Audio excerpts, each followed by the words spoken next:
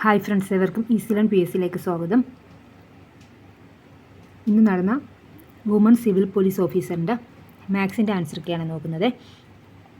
1, 5, 14 എന്ന സംഖ്യാശ്രേണിക്ക് പറയുന്ന പേര് സ്തൂപികാ സംഖ്യകൾ. 3 സംഖ്യകളുടെ തുക 572. ഒന്നാമത്തത് രണ്ടാമത്തിൻ്റെ ഇരട്ടിയാണ്. മൂന്നാമത്തത് ഒന്നാമത്തിൻ്റെ 3/1 എങ്കിൽ അവയിൽ ഒരു സംഖ്യ താഴെ പറയുന്നതിൽ ഏതാണ്? ഇതാണ് ക്വസ്റ്റ്യൻ ചോദിച്ചിരിക്കുന്നത്. അപ്പോൾ നമുക്ക് 3 സംഖ്യയുണ്ട്. 3 സംഖ്യ നമുക്ക് ഏതൊക്കെ എടുക്കാം? എക്സ്, ഇവിടെ ശ്രദ്ധിച്ചോ,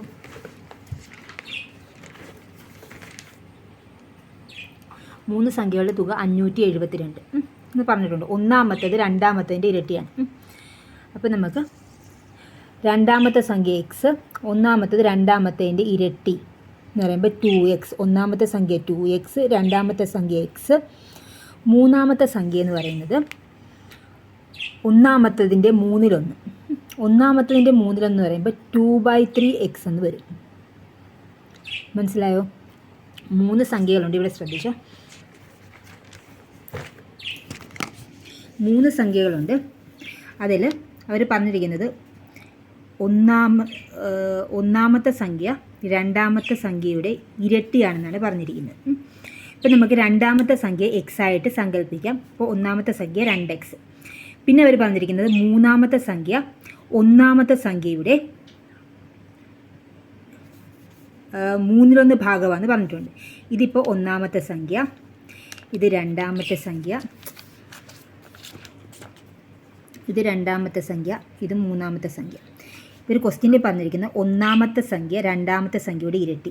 ഇത് രണ്ടാമത്തെ സംഖ്യയാണല്ലോ. രണ്ടാമത്തെ സംഖ്യ എക്സ്, എക്സിൻ്റെ ഇരട്ടി 2x. മൂന്നാമത്തെ സംഖ്യ ഒന്നാമത്തെ സംഖ്യയുടെ 3/1. 3/1 പറയുമ്പോൾ 2x × 3/1 പറയുമ്പോൾ 2/3x എന്ന് വരും. അതിൻ്റെ ടോട്ടൽ തന്നിരിക്കുന്ന 572 ഇവർ തന്നിട്ടുണ്ട്. അപ്പോൾ നമുക്ക് എക്സിൻ്റെ വാല്യൂ എത്ര കിട്ടും? എക്സിൻ്റെ വാല്യൂ 104 എന്ന് കിട്ടും. അപ്പോൾ ആൻസർ എത്രയാണ് വരുന്നത്? 104. ഓക്കെ, അപ്പോൾ ഓപ്ഷൻ ഡി ആണ് ആൻസറായിട്ട് വരുന്നത്, 104. ഇനി അടുത്ത ക്വസ്റ്റ്യൻ എന്ന് പറഞ്ഞാൽ ABC എന്നിവർക്ക് യഥാക്രമം 20, 30, 60 ദിവസങ്ങളിൽ ഒരു ജോലി ചെയ്യാൻ കഴിയും.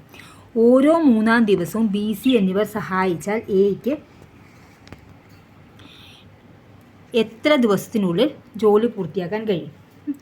ഇവർ പറഞ്ഞിരിക്കുന്നത് ABC എന്നിവർക്ക് 20, 30, 60 3 ദിവസങ്ങളിൽ ജോലി ചെയ്യാൻ കഴിയുമെന്നാണ് പറഞ്ഞിരിക്കുന്നത്. 30, 60 ദിവസങ്ങളിൽ ജോലി ചെയ്യാൻ കഴിയുമെന്ന് പറഞ്ഞിട്ടുണ്ട്. അപ്പോൾ നമ്മൾ ആദ്യം 20-ൻ്റെയും 30-ൻ്റെയും 60-ൻ്റെയും LCM എത്രയാണ് വരുന്നത്? അപ്പോൾ 60 എന്നുള്ളതാണ് LCM വരുന്നത്.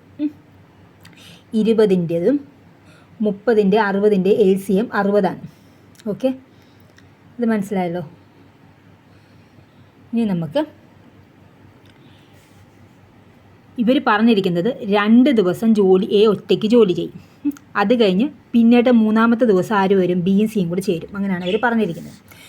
അപ്പോൾ Aക്ക് ഒരു ദിവസം ചെയ്യാൻ പറ്റുന്ന ജോലി എന്ന് വെച്ച് കഴിഞ്ഞാൽ A എത്ര ജോലി ചെയ്യും? ഒരു ദിവസം 3 ജോലി ചെയ്യും. 20, 3, 60. അപ്പോൾ Aയുടെ എഫിഷ്യൻസി 3 ആണ്.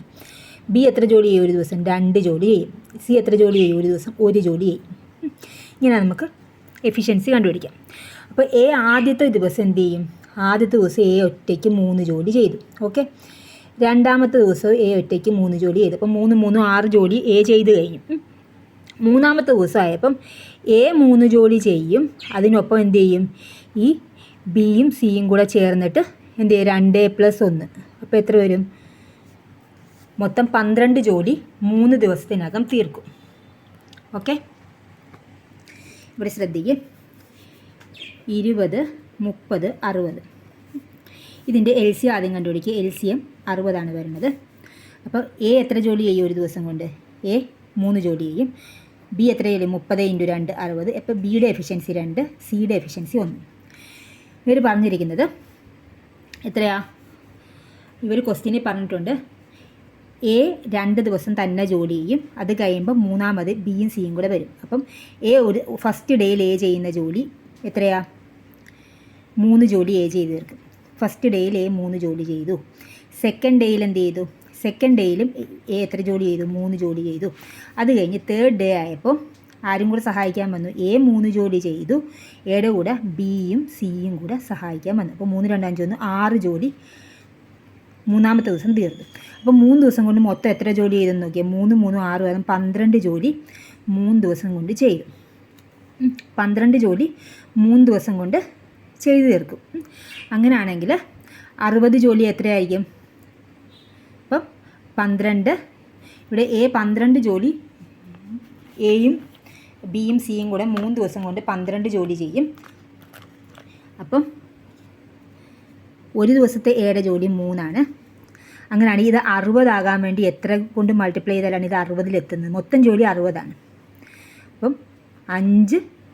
12 ജോലി 5 ദിവസം ചെയ്തെങ്കിലേ 60 ജോലി ആകത്തുള്ളൂ. അപ്പോൾ എക്ക് ചെയ്യാൻ പറ്റുന്നത് 3 ജോലിയാണ്. അപ്പം 3 × 5 15 ആൻസറായിട്ട് വരുന്നത്. ഓപ്ഷൻ ബി ആണ് ആൻസറായിട്ട് വരുന്നത്. നെക്സ്റ്റ് വൺ ഇത് കണ്ടു, 3/4. ഇതിപ്പം നമ്മൾ അല്ലാണ്ട് ചെയ്യാൻ നോക്കിക്കഴിഞ്ഞാൽ ഒരുപാട് ടൈം എടുക്കും. അതിന് പകരം നമുക്ക് 3/4, 1.5, 2.25 എത്രയാണ് 0.7 വെച്ച് 75 വെച്ച് കൂട്ടി വരിക. 3/4, 3/4, 1.5, 1.5, 3/4, 2.25, 2.25, 3/4, 3 അങ്ങനെ വരുമ്പോൾ 3 എന്ന് ആൻസർ കിട്ടും.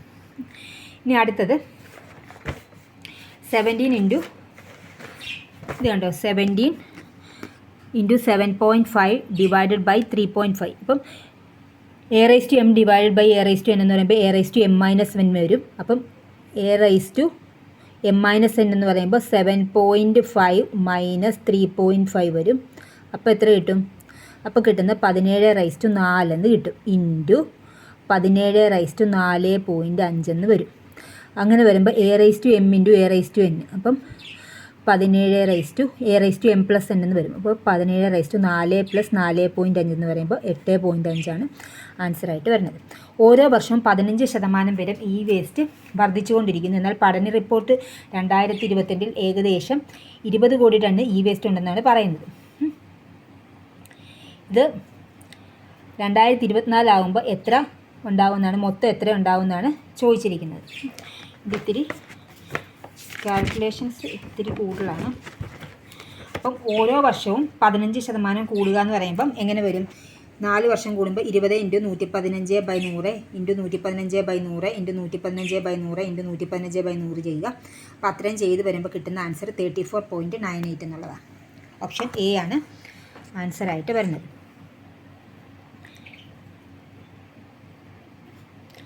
നെക്സ്റ്റ് വൺ, ഒരു വശം 2 സെൻറ്റിമീറ്റർ ആയ സമചതുരത്തിൻ്റെ വികരണം വൃത്തത്തിൻ്റെ വ്യാസമാണ് എങ്കിൽ വൃത്തത്തിൻ്റെ ചുറ്റളവ് എത്ര? നമുക്ക് വികരണം കണ്ടുപിടിക്കാനുള്ള ഫോർമുലയാണ് D = a√2 എന്നുള്ള ഫോർമുലയാണ്. വികരണം കണ്ടുപിടിക്കുന്നത് D = a√2 ആണ്. ഒരു വശം 2 സെൻറ്റിമീറ്റർ. അപ്പോൾ എയുടെ വാല്യൂ 2 എന്ന് തന്നിട്ടുണ്ട്, ഡിയുടെ വാല്യൂ 2√2 എന്ന് കിട്ടി. ഇനി അവർ ചോദിച്ചിരിക്കുന്നത് വൃത്തത്തിൻ്റെ ചുറ്റളവാണ്. വൃത്തത്തിൻ്റെ ചുറ്റളവ് കണ്ടുപിടിക്കേണ്ട ഫോർമുലയാണ് 2πr എന്നാണ്. വൃത്തത്തിൻ്റെ ചുറ്റളവിൻ്റെ ഫോർമുല എന്താണ്? 2πr. ഇതിപ്പം തന്നിരിക്കുന്നത് വ്യാസമാണ് തന്നിരിക്കുന്നത്. ആരം കണ്ടുപിടിക്കണമെങ്കിൽ ഇത് ഡയമീറ്ററാണ് തന്നിരിക്കുന്നത്, D ആണ് കണ്ടുപിടിക്കേണ്ടത്. ആരം കണ്ടുപിടിക്കുന്നത് r = 2√2/2. അതാണ് ആരം കണ്ടുപിടിക്കുന്നത്. √2 ആരം എന്ന് കിട്ടും.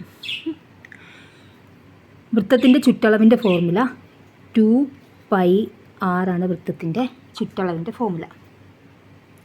അപ്പോൾ ഇവിടുത്തെ ആരം എത്ര? √2 ആണ്. അപ്പോൾ 2π√2 എന്നുള്ളത് ആൻസർ വരും. Option C. Next one, computer എന്ന വാക്കിനെ ഇങ്ങനെ എഴുതാമെങ്കിൽ ഇവർ തന്നിരിക്കുന്നത് ഡെസിഫർ എന്ന വാക്കിനെ എങ്ങനെ എഴുതാമെന്നാണ് ഇവർ ചോദിച്ചിരിക്കുന്നത്. അപ്പോൾ നമുക്ക് കമ്പ്യൂട്ടറിനെ നമ്മൾ എങ്ങനെ എഴുതിയിരിക്കുന്നതെന്ന് നോക്കാം. കമ്പ്യൂട്ടറിനെ എഴുതിയിരിക്കുന്നത് കണ്ടോ, P മുതൽ തിരിച്ച് ഇതിനെ 2 നമുക്ക് സ്പ്ലിറ്റ് ചെയ്യാം. തുടക്കട്ടെ.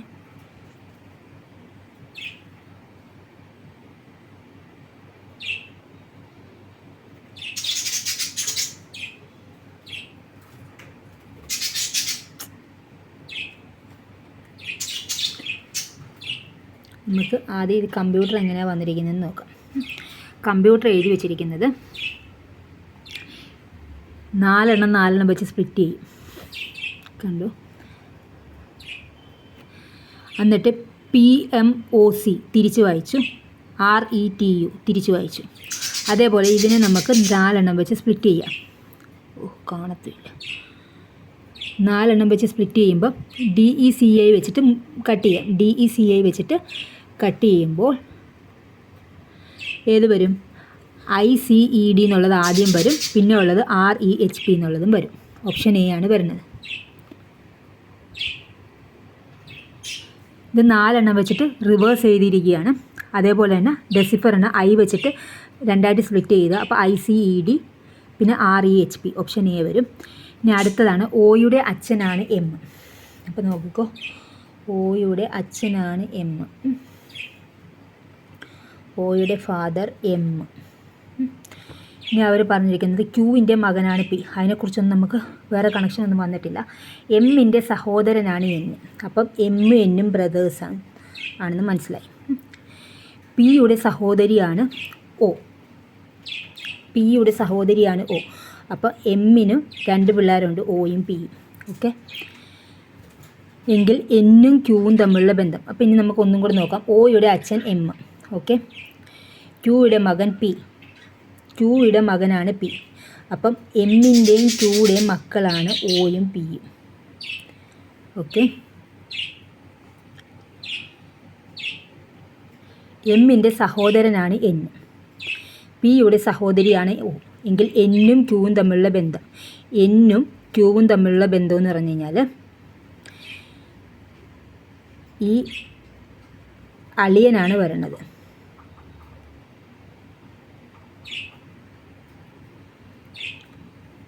അതായത് ഇവരുടെ ഭർത്താവിൻ്റെ അനിയനാണ് N. അപ്പോൾ അങ്ങനെ ഒരു ഓപ്ഷൻ ഇല്ലാത്തതുകൊണ്ട് ഇവിടെ അളിയൻ എന്നുള്ളതാണ് വരുന്നത്. ഇനി അടുത്തത് 10, 12, 15, 68, നെക്സ്റ്റ് നമ്പറില്ല 20, 51, 38, 27.